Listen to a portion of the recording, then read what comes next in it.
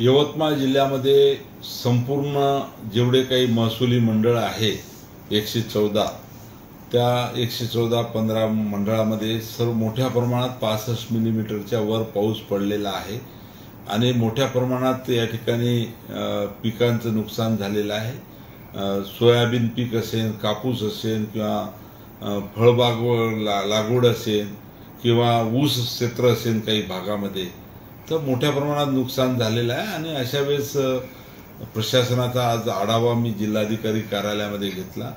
काही जीवितहानी सुद्धा झालेली आहे, त्या सर्व लोकांना मदत देण्याच्या संदर्भामध्ये प्रशासन या ठिकाणी अतिशय समाधानकारक चित्र आहे की ताबडतोब त्यांनी सर्वांनी या ठिकाणी त्यांना मदत दिलेली आहे।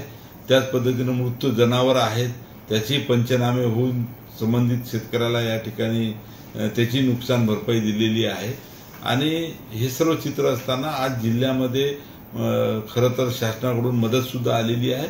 या सर्व मदतीच्या याद्या ग्रामपंचायतला या ठिकाणी लावाव्या आणि नंतरच त्यांच्या खात्यामध्ये पैसे टाकावे। काही त्याच्यामध्ये जर कोणाचा आक्षेप असेल तर ते तहसीलदार किंवा उपविभागीय अधिकाऱ्यांनी त्या ठिकाणी त्याचं पडताळणी करावी, सुनावणी घ्यावी आणि त्याच्यात निर्णय द्यावा। त्याच पद्धतीने मोठ्या प्रमाणात लोकांच्या घरामध्ये पाणी दिलेलं आहे तर शासन निकषानुसार त्यांना सुद्धा मदत देण्याची भूमिका या ठिकाणी प्रशासनाने घेतलेली आहे। एकंदरीत जिल्ह्यामध्ये आज मोठ्या प्रमाणात वैयक्तिक नुकसान झालेलं आहे, सार्वजनिक सुद्धा मोठ्या प्रमाणात हानी झालेली आहे। या सर्व गोष्टीचा आढावा मी घेतला।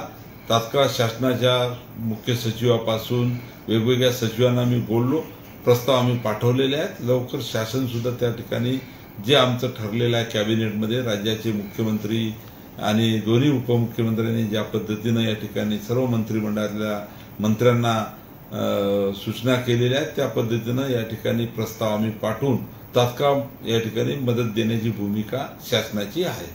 अतिवृष्टीमध्ये कोणी हेडक्वार्टर सोडू नये किंवा सर्व अधिकाऱ्यांनी जिल्हाधिकाऱ्यापासून तर गावातल्या कोतवालपर्यंत किंवा त्या ठिकाणी तलाठ्यापर्यंत किंवा वेगवेगळ्या विभागाच्या सर्व अधिकाऱ्यांनी, मग विद्युत वितरण विभाग असेल, पंचायत विभाग असेल, इव्हन सर्वच विभागाला मी तशा सूचना दिलेल्या आहेत की हेडक्वार्टर सोडू नये। त्यापरी अशा काही तक्रारी आलेल्या आहेत की काही अधिकारी किंवा काही कर्मचाऱ्यांनी या ठिकाणी दिलेल्या आदेशाचं पालन केलं नाही, हेडक्वार्टर सोडलं, बाहेरगावी गेले, फिरायला गेले तर अशा सर्व याची माहिती घेऊन त्यांच्यावर कारवाई केल्या जाईल आणि ही कारवाई करण्याचे निर्देश मी जिल्हाधिकाऱ्याला